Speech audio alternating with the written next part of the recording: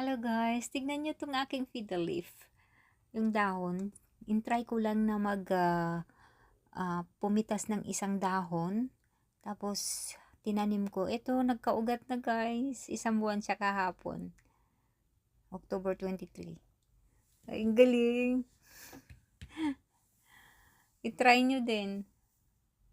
Ito lang pala. Ayan. Ang dami na ng ugat. So, itatanim ko na siya. Yung isa naman, hindi siya naging successful. Pero may root siyang isa.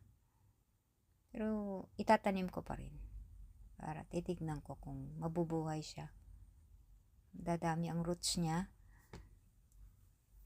Napaka-amazing. Nag-experiment lang ako. Successful ang aking experiment sa aking dahon ng fiddle leaf.